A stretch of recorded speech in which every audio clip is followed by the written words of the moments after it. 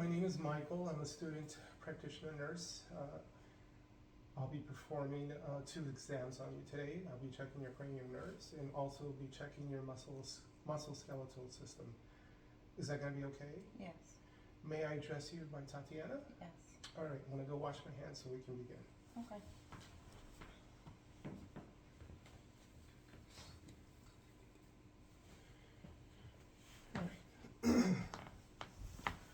So we're going to first begin with your cranial nerves, and I'm going to start with cranial nerve 1, which is your olfactory nerve.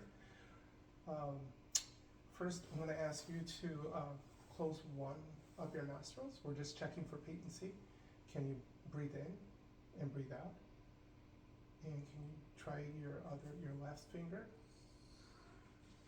All right. Thank you. So cranial nerve 1 is working, as we can see. Cranial nerve 2, I'm going to be checking, which is your optic nerve. I'm going to be doing a series of visual tests. And first, I'm going to begin with, we're going to be doing a visual acuity test, which involves a Snellen chart. Can I get you to cover your right eye with your right hand? And can you tell me how many fingers I'm holding up? 2. All right. Can you just do the opposite with your left hand and cover your left eye? How many fingers I'm holding up? 1. All right. Thank you very much. You can put your hand down. Next, I'm going to check your peripheral vision using a visual confrontation test. And can I move a little closer? Excuse me. I need you to cover your right eye again, please. Thank you. And let me know when you start seeing that. I see it. Do you see it? Yeah. How many numbers am I holding up? 2. Thank you. Now, can you cover your left eye? Excuse me. I'm going to be doing the same thing here. Can you see? I can see it. How many numbers am I holding 1. up? All right. Thank you very much for that. Next, I'm going to be checking your optic disc using the fundal-optic test. And we're just going to rule out to make sure that your optic nerve and your disc has no abnormalities. I need you to look straight ahead. I'll be checking your optic.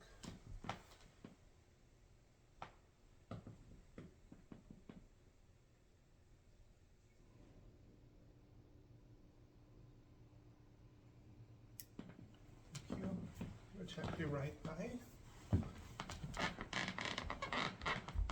Look straight ahead. Thank you.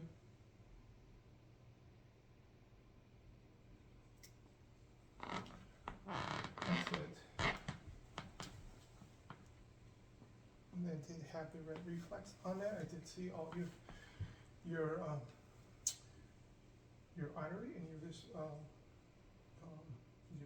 everything was fine. Okay. Next, I'm going to be checking for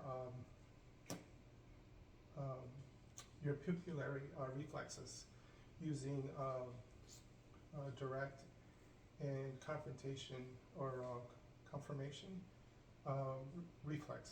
And this is, we're just seeing if your pupils are reacting to light. Okay. And I'm going to shine this light. Just going to check and see if your pupils are reacting. Yep. Can you look straight ahead? Okay. And then I need you to look this way. And both of her pupils did react. So we do have consensual look straight ahead. Both of her pupils reacted. So that test was within normal limits. Thank you for that. Next, we're going to check cranial nerve 3, which is your ocular motor nerve. And then in doing that, we're going to, I'm going to use accommodation and confrontation. And I'm not going to use the pen light because it's pretty sensitive. So I just want you to look at my finger.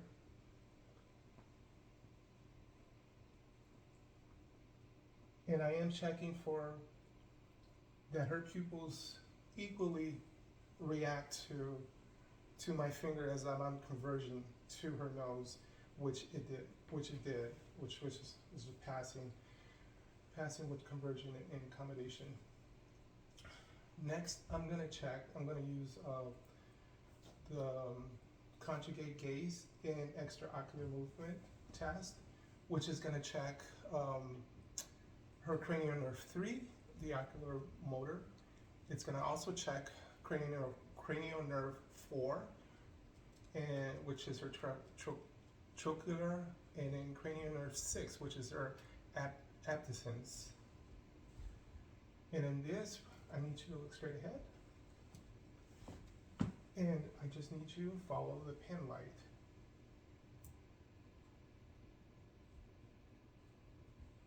Up, to the right, down. Then we're going to go back up to the left, down. Thank you very much. I know that was bright. So her eyes and her pupils did move. Everything was within normal limits. Next, we're going to check. So we checked cranial nerve 4, cranial nerve 3, 4, and 6. Next, we're going to check cranial nerve 5, which is her trigema. And I'm just going to lightly, can you feel that? Yes. All right, and next I'm gonna check, your masseter. Can you clench your jaw? And then her temporal muscles right here. I did get a nice, positive reaction to that. See, your muscles are intact with the cranial nerve 5 is intact. Next, we're going to check your cranial nerve 7, which is your facial nerve. I need you to move your eyebrows up and down. Puff out your cheeks for me. Smile, grin, sad. All right, thank you. Seems to be working. Cranial 7 she was able to move all of her facial features. Also, cranial 7 is ruling out Bell palsy. You will see a sign of Bell palsy if she's having problems with her cranial nerve. Or vice versa, I should say. Cranial nerve 8, which is her vestibular ocular or vestibular cochlear nerve, which is your hearing nerve. We're going to check that with a whisper test, and we're going to also check that with a Weber and a Rhine test. First, I'm going to whisper. Can you look straight ahead?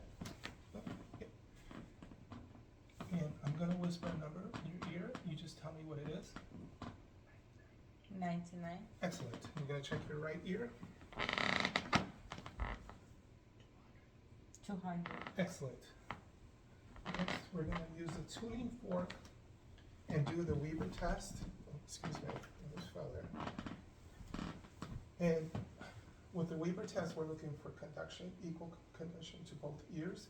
So just let me know if you're hearing conduction and sound to both ears. Yes. Excellent.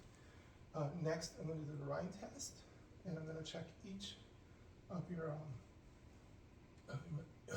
of the back of your ear, your bone, and we're going to see if you're having conduction to both of those ears. Are you able to hear that? Mm-hmm. Check this one, tuning fork. Yes. Thank you for that. That was cranial nerve 8, and she was, it is working with those tests. Next, we're going to check cranial nerve 9, which is your glossopharyngeal nerve.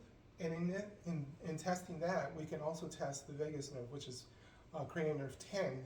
And I'm just going to have the patient open her mouth. Can you say ah? Can you bring your tongue down, please? And we're looking for symmetry with that uvula going up and the palate going down, and everything looks symmetrical. Also checking the lymph nodes to see if there's any symptoms of infection. So everything looks well with the cranial nerve 9 and cranial nerve 10. There's no changes in her voice tone. Also with cranial nerve 10, you're trying to hear from some hoarseness and problems with her speech. Now we're going to go to cranial nerve 11, which is your accessory nerve. And I'm going to check that by asking you to shrug your shoulders with resistance. And you're able to do that. We're going to also check your neck. And can you move against my, yeah. And then can you turn your head to the right? And then turn your head to the left. Excellent. So your cranial nerve 11 is working well. Finally, we're going to do your cranial nerve 12, which is your hypoglossal nerve.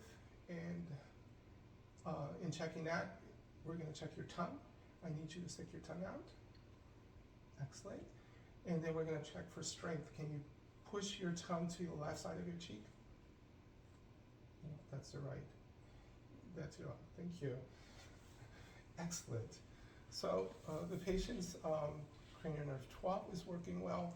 She was able to stick her tongue out, and then I was checking for strength as she pressed it against her cheeks. So we have completed the cranial nerves, and all of your nerves are intact and working well. Next, we're going to move over to the musculoskeletal system and check all of her muscles and make sure they're working well. First, we're going to start off with her upper extremities. First, I'm going to check we're going to check your hands, and I'm going to check, trying to rule out arthritis. We're going to check her joints. I'm inspecting the skin for swelling, for temperature, any deformities, and also the temperature. And we're looking for symmetrical joints here, ruling out any deformities, any tenderness while palpating this. So those, you do not seem like you're having any problems with your joints there. Next, I'm going to check with capillary refill.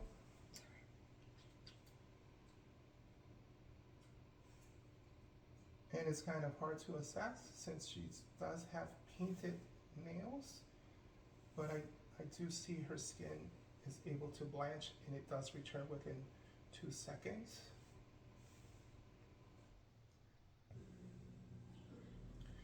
And next, I'm going to palpate the radial nerve, and we're going to check for rhythm and rate and the strength of that pulse. And I took on a positive and a strong pulse to the left wrist or radial, and the same on this right side with the radial artery.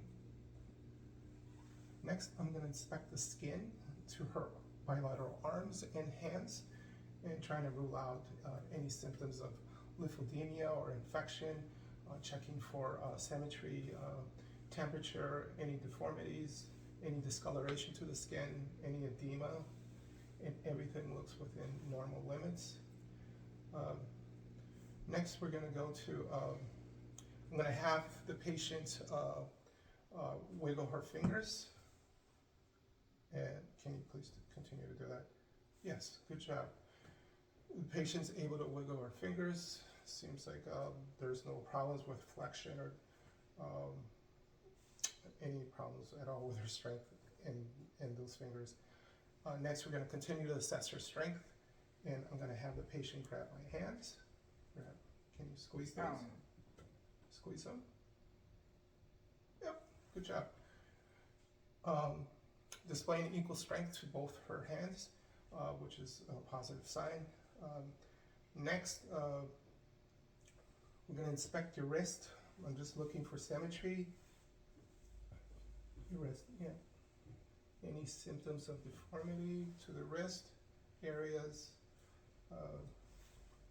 I'll palpate any tenderness, any pain. Next, I'm going to have the patient rotate her left wrist. Can you rotate it? Up and down, yep. All right, can you rotate your right wrist? She got full range of motion to her wrist area, and everything looks good. Next, I'm just gonna check the strength. Can you pull your, yeah, and can you push it up?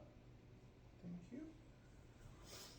All right, next we're gonna inspect the patient's elbows. And again, I'm looking for symmetry, and I'm looking for any deformities, palpate any symptoms of tenderness to the areas, no problems. Mm-mm. Any symptoms of crepitus. Next, I'm going to have the patient flex. Can you flex those arms? Yep. And can you? Yep. And you're able, no problems with flexing your. No. She seems like she has no problems with her wrist in as far as range of motion. Next, we're going to check the strength of your biceps and your triceps. So in doing that, I'm going to have you push against my arms here. Push hard. Thank you. Biceps are intact. Now push down. Triceps are intact. That's a good job. Seems like her muscles to her biceps and triceps are working well. Next, we're going to move up to her shoulders. And we're going to check, and I'm going to inspect her shoulders for symmetry and ruling out any deformities, any symptoms of fractures or anything like that. The skin looks within normal limits also. I'm going to ask the patient if she can move her left shoulder up, all the way up. Can you move it down? Can you move it to the side? Can you move it forward? And again, can you just make a circle? Excellent, thank you very much. And the same with this right shoulder. Move it up, move it down, move it to the side, move it back, and then rotate it.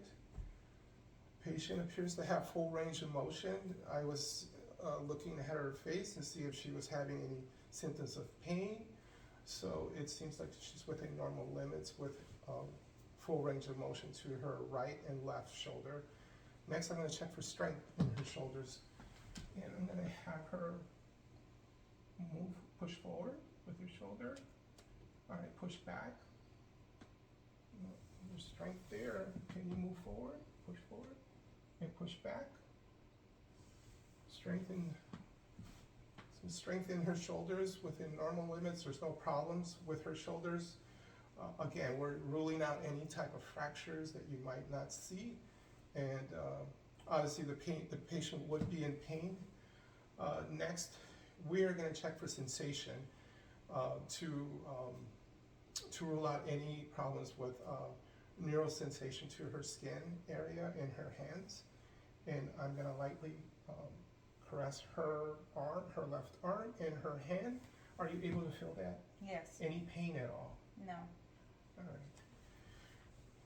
right. Excuse me. Next, I'm going to check for vibratory sensation, and I'm going to use my tuning fork to check that. And I'm going to put that tuning fork to her ulnar prominence and check to see if she's having, if she's able to feel that.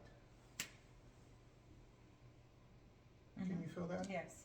All right. And then her right ulnar. Are you able to feel that? Yes. Thank you very much. Next, we're going to go and check her cerebellar sensation. I can't really say that, but cerebellar sensation. And I'm going to have her perform a couple of tasks in assessing that. I'm going to show you what to do, and if you can do it as I do it. I need you to touch the tips of your fingers like this. Yep. Yep. Excellent. And then, if you can flip your hands up and down, up and down, up and down. All right. Thank you very much. She's passed that test. Seems like that's working well for you. Next, we're going to check for higher sensory function that's coming from upstairs. And we're gonna do that by couple of tests. It's stereognosis and gratify something, I can't remember. But I need you to close your eyes. And I'm gonna place something in your hand, and if you could tell me what it is. Close your hand. Can you tell me what that is? A sock? Yes, it is. Thank you very much. So she passes the diagnosis test. The next test is, can you close your hand, close your eyes please, still. I'm gonna write a number on your hand, your palm. Can you tell me what that number was? 1.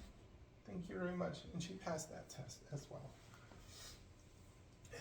Next, we're gonna do, what was the last test? I think that might have been this stereognosis, oh boy. Yeah, I guess that might have been the last test.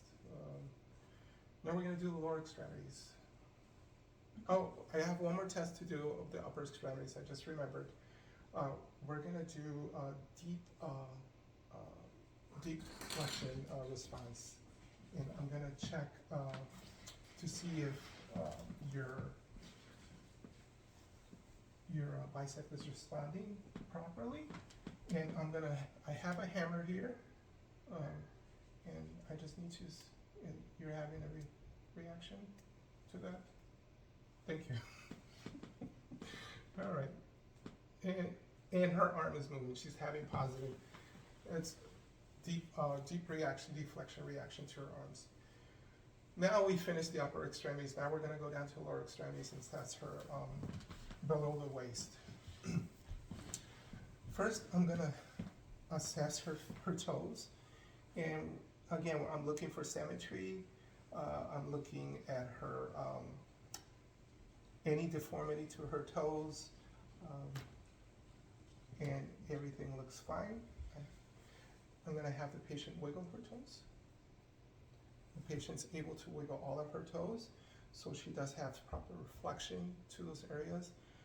I didn't see any symptoms of discomfort when she was doing that. Next, I'm going to check for capillary refill.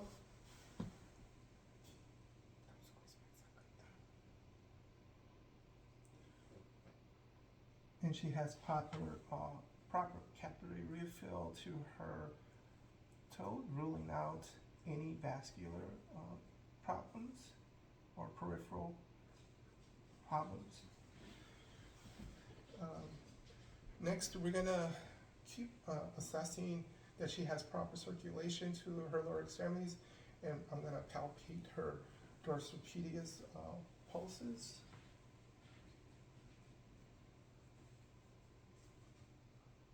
And positive pulses on the top right here. On the right foot, positive pulses here as well. And I'm gonna go to the tibia inferior pulse. On the left, there's a positive pulse there as well.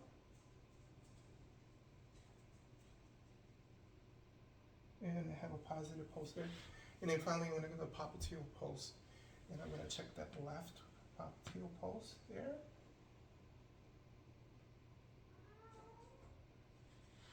Okay. And we have positive pulses on both of her popliteals. Next, we're gonna check, I'm gonna inspect her ankles. And again, so I'm looking for any symptoms of redness, any symptoms of, I'm looking for symmetry as well, any tenderness to the area, any crepitus, anything that might seem abnormal by inspection. Next, I'm gonna have the patient rotate her left ankle. Can you rotate it? Yeah. And can you bend it down and bend it back up? Thank you. The same thing on this one. It's apparent that the patient has full range of motion to both of her ankles. Next, I'm going to check the strength of her ankles, and if you could, can Yeah, pull your, thank you very much, and can you pull it down? Thank you very much. And pull it up, and down. All right. Patient does have strength to both her ankles. Excuse me. Next, I'm gonna inspect her knees. And again, I'm trying to rule out visually if there's any problems with being asymmetrical, or any problems with the skin discoloration. And by visual side right now, she visually everything looks within normal limits. Next, I'm gonna check range of motion to her knee. And can you come up? Can you come down? Thank you. And next, I'm gonna check the strength of her quadricep and her hamstring. And can you bend, push up, push up. Now push down. Thank you very much. The same here, push up, the quadrant, yeah. Any pain at all, tenderness to your legs or anywhere? All right, thank you for that. Next, I'm gonna have a patient. Can you stand up right here? Are you still on camera? I think so. I'm gonna check her hips. Visually, her hips look within normal limits. The skin looks good. Everything looks symmetrical with her. And we're gonna check full range of motion to those hips. Can you bring your leg up? Can you bring your leg out to the side? And can you bring it back? Thank you. And the same here. Forward, out, and back. Thank you. And you can sit down. Thank you very much. The patient has full range of motion to her hips. Next, we're going to move to the patient's spine. I'm going to have the patient stand up and turn to that way. Thank you. And I'm inspecting this patient's spine here and looking for symmetry, looking for any problems with any curves or curvatures, ruling out scoliosis. Can you move to the left, twist to the left? Can you twist to the right? And can you bend over? And can you bend back? Thank you very much. No pain when she was doing that as well, so just ruling that out. Next, we're gonna have the patient turn around. We're gonna do the Romberg's test. I need you to put your hands to your side. Close your eyes.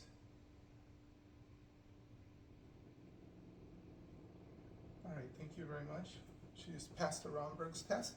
And then finally, we're gonna do check the patient's gait. And we're just gonna, I get you to walk this way, walk straight, walk back, and then walk heel to heel. Just walk, yeah, heel to heel. Put your heel, yeah, and walk again, yeah.